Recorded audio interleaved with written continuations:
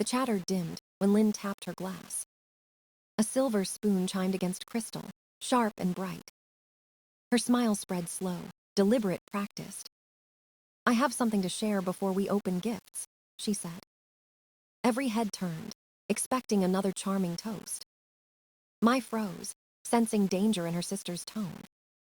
Lynn's hand drifted to her rounded belly. "The father of my baby," she began, pausing for effect. The silence stretched until it hurt. "Is high." The words landed like glass shattering. Mai's punch slipped from her fingers, crashing to the floor. Liquid spread across the hardwood, red and sticky. Her body refused to move. Her breath caught in her throat. Lynn lifted her chin, basking in the stunned quiet. She reached into her purse, calm and confident. Photographs fluttered into her manicured hand. She held them up one by one. Hai and Lynn outside a hotel. Hai holding Lynn's hand across a restaurant table. Hai smiling in a way Mai had once called hers. The guests gasped, whispering behind raised hands. Mai looked to her parents, desperate for denial. But their faces didn't show surprise. Only sorrow and something colder, acceptance. Mother stepped forward, voice trembling just enough. "We wanted to protect you, dear." The word protect felt like a blade. Mai's voice cracked as she whispered, "You knew." Father avoided her eyes, focusing on Lynn instead. "Your sister is carrying Hai's child," he said softly. "It's time we talk about what's fair." The room tilted, and Mai gripped the edge of the table. Her world had ended once when Hai died. Now it ended again, by the hands of the living. Lynn dabbed at imaginary tears. "I never meant for this to happen," she said sweetly. "But love doesn't always follow rules." The guests shifted, uncomfortable, hungry for escape. Someone coughed, someone whispered, "Poor thing." Mai didn't know which one they meant. Mother crossed the room, gathering Lynn into her arms. There, darling," she murmured, soothing her like a child. No one touched Mai. No one said her name. Father cleared his throat, his tone all business now. "We'll need to discuss inheritance matters privately." Inheritance. The word snapped something inside her. She stared at the punch on the floor, dark as blood. So this was it. Not love, not grief, not family. Just property, wrapped in tragedy. Lynn's voice floated through the air again. "I know it's painful, but the truth had to come out." Mai laughed then, a sound raw and broken. "You don't know what truth is," she whispered. Her sister's eyes flashed, victory gleaming behind fake sorrow. Mother hushed her, father reached for order. But the moment was already ruined. Mai turned, walking past the staring faces.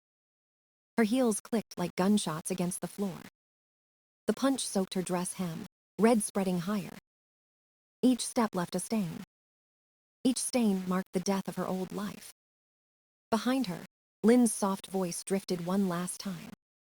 "She'll understand someday." Mai didn't look back. Understanding was no longer possible. Only silence followed her out the door. The night after the party felt endless. Mai sat on the kitchen floor, surrounded by silence. The house smelled like wilted flowers and betrayal. Her phone blinked with unread messages she couldn't face. Mother's text said, "Come over tomorrow, we'll talk calmly." Father's message was shorter, "Be reasonable." She deleted both without replying. When dawn came, her reflection looked like someone else. Pale skin, empty eyes, no trace of the woman Hai loved. At noon, she drove to her parents' house anyway. Old habits die harder than pride. Mother greeted her with tea and a trembling smile. Father waited at the table with papers already stacked. Lynn wasn't there, but her presence filled the room. "We just want peace," Mother began softly. Mai didn't sit. "You want money," she said. Father sighed, rubbing his temples. "Lynn's child will need support. Hai would have wanted that." Mai almost laughed. "You think you know what Hai wanted?" Mother flinched. "He loved you both in different ways." The words tasted like poison. Different ways, my repeated voice shaking. You're asking me to share my husband with a lie. Father slid a document toward her. Let's formalize things before lawyers get involved. She stared at the papers but couldn't read. Numbers blurred into nothing. This is what family means to you, she asked quietly. Mother reached out, fingers cold and pleading. Please, Mai, don't make this harder than it already is. Mai stepped back, breaking the contact. You made it hard the day you chose her over me. Father's tone turned sharp. Enough of this drama. You're acting irrationally. She looked at him, her father, the man who once held her hand at funerals. Now he was just another negotiator across a table. I buried my husband, she said slowly. And now you want to bury my dignity too. Silence swallowed the room. Outside, wind rattled the windows like quiet applause. Mother's voice broke again. Think of the baby. It's still part of High. The lie hung heavy between them. Mai gathered her bag, her breath steady but cold. The only part of High left is what you're trying to take. She turned toward the door. Father stood. Don't walk away from your family. She stopped just long enough to answer. Family doesn't destroy you for profit. Then she was gone, leaving the papers untouched. Rain began as she reached her car. Drops streaked across the windshield, blurring the world. The phone buzzed again. Another message from Lynn. We didn't mean to hurt you. Please understand. Mai deleted it without opening. At home, she packed away the wedding photos. High's smile stared up from the frames, gentle and unaware. She traced his face with trembling fingers. I'll protect you, she whispered. Even from them. The vow settled in her chest like steel. Tomorrow she would find a lawyer. Tonight, she would finally stop pretending. The storm outside raged, but inside, something solid began to form. Not peace, not forgiveness. Just resolve. Morning arrived gray and cold. Mai sat in the lawyer's office clutching a folder. Across from her, Mr. Kai adjusted his glasses calmly. Tell me everything, he said. She did. Every word felt like reopening a wound. When she finished, he leaned back, thoughtful. They're building a claim around the child, he said. If they prove paternity, they can demand inheritance. Mai's throat tightened. But what if it's all a lie? He nodded slowly. Then we prove it. He handed her a notepad. Start with facts, not emotions. That night, she spread High's files across the dining table. Bank records, calendar entries, travel receipts. The pattern emerged like cracks in glass. On the week Lynn claimed they were together, Hai was in Da Nang. Company meetings, flight confirmations, witnesses. She printed everything, labeling each page. Red for contradictions, blue for truth. By midnight, her table looked like a crime board. Her phone buzzed, a message from her grief group. Meeting Thursday, don't isolate yourself. She almost ignored it, then replied, I'll come. Thursday, the room smelled of coffee and old carpet. 8 people sat in a circle of metal chairs. Ba Liern, the group leader, smiled softly. How's the family situation, Mai? Mai hesitated, then told them. Gasps filled the quiet space. An older woman, Trang, touched her hand gently. Families can be cruel when money is involved, she said. A man named Dai leaned forward. You need allies, not pity. He helped her organize dates and evidence after the session. By evening, they had built a timeline stronger than memory. Each missing hour, each false claim, neatly exposed. Hope flickered, small but real. Days passed in a rhythm of research and resolve. Mai met Kai again with her findings. He skimmed the papers, impressed. You're meticulous, he said. It's good, we'll use this. He warned her about the press and gossip. They'll twist your story, don't let them bait you. That weekend, the headlines came anyway. Jealous widow denies unborn child. Her face printed under cruel captions. She stayed silent, but her hands shook. Messages poured in. sympathy, scorn, curiosity. She deleted them all. The only voice she trusted now was her own. Every night she worked late, piecing Hi's life together. Emails, health records, insurance forms. Patterns told stories Lynn couldn't fake. She began to sleep less, but think clearer. Each fact was a weapon, each truth a shield. Still, questions haunted her. What if the lie ran deeper than she thought? What if her family had known everything from the start? The idea made her stomach twist. But fear had no place anymore. She opened her laptop and wrote an email to Kai. Next step, verify medical records. When she hit send, exhaustion settled over her. Outside, the first hint of dawn touched the horizon. For the first time since Hi's death, she felt control return. Not happiness, not closure. Just the beginning of a fight she finally intended to win. Something went wrong while generating the response. If this issue persists, please contact us through our help center at help. OpenAI, com. TH letter 1ED L letter 1EA1I. The courthouse smelled of paper and nerves. Mai sat beside her lawyer, hands locked together. Across the aisle, Lynn adjusted her dress, pretending calm. Their parents sat behind her, pale and silent. The judge entered, voice steady and cold. We are here to discuss inheritance and paternity, she said. Mai's pulse hammered against her ribs. Kai rose first, presenting the medical documents. Evidence shows Hai was sterile for years, he stated. Lynn's lawyer objected immediately. These could be falsified. The judge frowned. We will verify through expert testimony. Badung, Hai's biological mother, stepped forward. Her voice trembled but did not break. My son was diagnosed with complete infertility at 26. Lynn's lawyer smirked. You expect us to take your word for it? Kai lifted a sealed envelope. Original hospital records. The seal broke with a soft crack, final and clean. Pages rustled, stamped, signed, undeniable. The courtroom fell quiet except for Lynn's shallow breathing. Her mother, Mai's mother, clutched her pearls tightly. The judge nodded. Medical records are admitted as evidence. A murmur spread across the benches. The truth was crawling into daylight. Next came the expert witness, calm and clinical. 0 sperm count, he explained simply. No possibility of biological conception.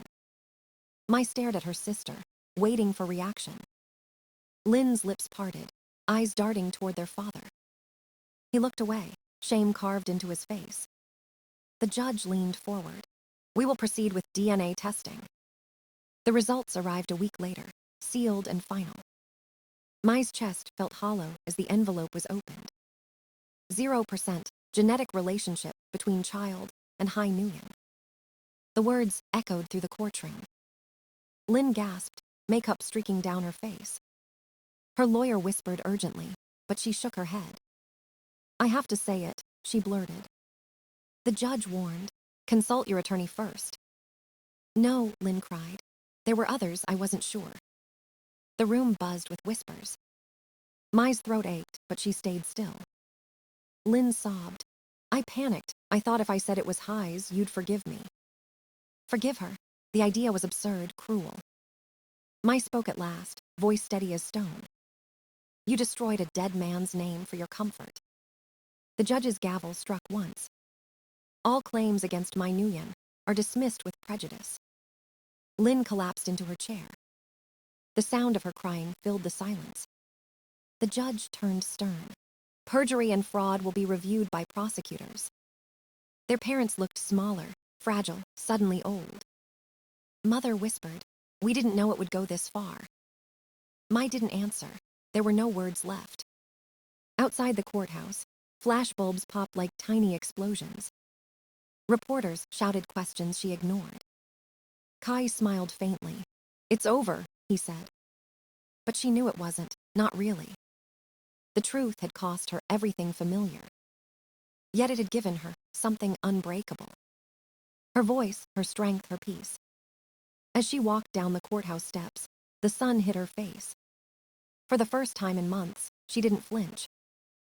Justice had spoken, and silence finally felt like freedom. The weeks after the verdict felt unreal. I woke to quiet mornings instead of dread. No more calls from reporters, no more lies to fight. Her apartment smelled of coffee and clean air. She started going back to work full-time. Her colleagues welcomed her with warm smiles. Someone left a small piece, lily on her desk. "We missed you," a voice said softly. She smiled, a real one this time. Each day felt like learning to breathe again. In the evenings, she met Bad Dung for dinner. They cooked together, laughed, shared stories about Hai. The ache in her chest softened into memory. One night, they looked through an old photo album. Hai as a boy, grinning with a missing tooth. "He loved baseball," Bad Dung said fondly. Mai traced the picture with her fingertips. "He never told me that," she whispered. "Some memories were too painful," the older woman replied. Their bond deepened quietly, steady as healing. They had both lost the same man in different ways. But now, they had found family in each other. Mai began volunteering at a grief support center. She listened to stories that sounded like her own. People who had been broken, but kept going anyway. She realized strength didn't mean forgetting. It meant standing up, even when no one believed you. On weekends, she took long walks by the river. Sometimes she brought flowers to Hai's grave. Yellow daisies, his favorite. She spoke to him, in whispers, only the wind could hear. "I did it," she said one morning. "I told the truth, and I survived it." The sun warmed her shoulders like an answer. Months passed, and life quietly rearranged itself. She transferred the downtown apartment to Bad Dung's name. The older woman cried, holding the keys tightly. "You gave me my son back," she said. Mai hugged her, eyes stinging. "You gave me a mother."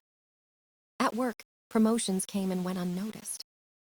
Peace mattered more than ambition now. She signed papers for a scholarship fund in Hai's name. For foster children chasing college dreams. The name, Hai Nguyen Memorial Grant, gleamed on the page. Her hands didn't shake as she wrote. That night, she booked a cabin in Dalat. The trip she and Hai once planned, but never took. Now she would go alone, carrying love instead of pain. Before leaving, she stopped by the cemetery again. Bad Dung was already there, holding fresh lilies. They stood in silence, two silhouettes in the morning light. "The truth hurt," Mai said softly. "But it saved us." The older woman nodded. "Truth always does." Mai closed her eyes, letting the wind brush her face. No ghosts followed her home anymore. The past no longer owned her. When she opened her eyes, the world felt lighter. The road ahead stretched wide and bright. For the first time in a year, she was free to begin again. Morning sunlight spilled through the kitchen window.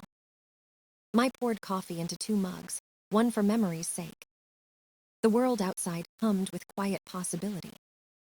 Her phone buzzed with new messages from the support center. They needed volunteers for the next grief workshop. She typed a simple reply, "I'll be there." The words felt like a promise to herself. On the counter sat an envelope from her parents. She left it unopened beside the framed photo of Hai. Some stories didn't need revisiting anymore. She picked up her keys and glanced at the mirror. The woman looking back no longer seemed broken. Scars remained, but they no longer ruled her. Outside, the air smelled of rain and renewal. She walked toward her car, calm and unhurried. Bad Dung waited by the gate with a gentle smile. "Ready?" she asked. Mai nodded. "Always." They drove toward the mountains Hai once loved. The road curved upward into mist and sunlight. For the first time, there was no weight behind her steps. Only peace, truth, and the quiet knowledge of survival. The past had ended. What came next was entirely hers to write.